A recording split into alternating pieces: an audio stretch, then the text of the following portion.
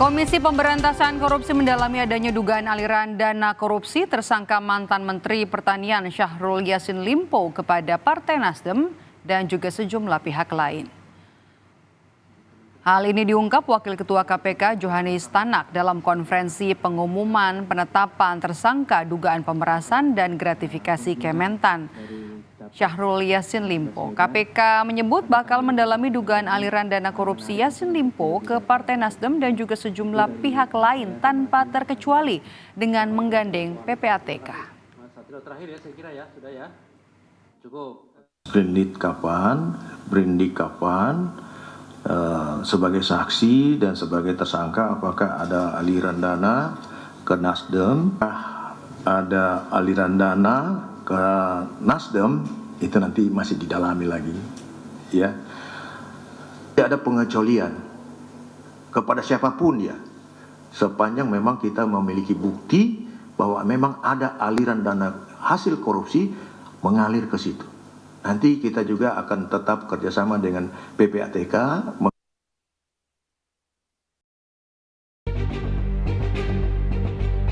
dengan menetapkan dan mengumumkan tersangka sebagai berikut. 1. SYL, Menteri Pertanian Republik Indonesia, periode 2019-2024. 2. KS, Sekretaris Jenderal Kementerian Pertanian Republik Indonesia. 3. adalah MH, Direktur Alat dan Mesin Pertanian, Direktorat Jenderal Prasarana dan Sarana Pertanian Kementerian Pertanian Republik Indonesia.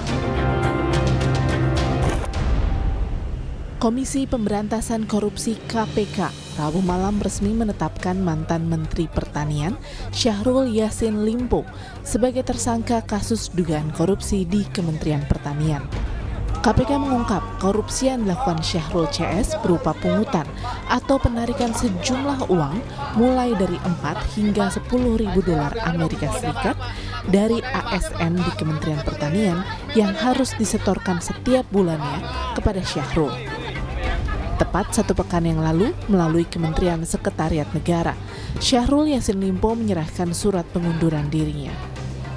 Syahrul, yang juga kader Partai Nasdem ini, Minggu 8 Oktober 2023, secara khusus menemui Presiden Joko Widodo untuk berpamitan.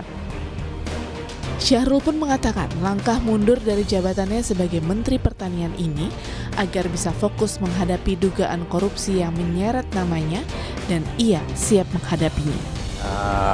Meminta waktu Bapak Presiden dan diberi kesempatan melalui Menseknek Pak Pratik untuk menyampaikan usul dan surat pengunduran diri saya sebagai Menteri. Alasan saya mengundurkan diri adalah ada proses hukum yang saya hadapi dan saya harus siap menghadapi secara serius.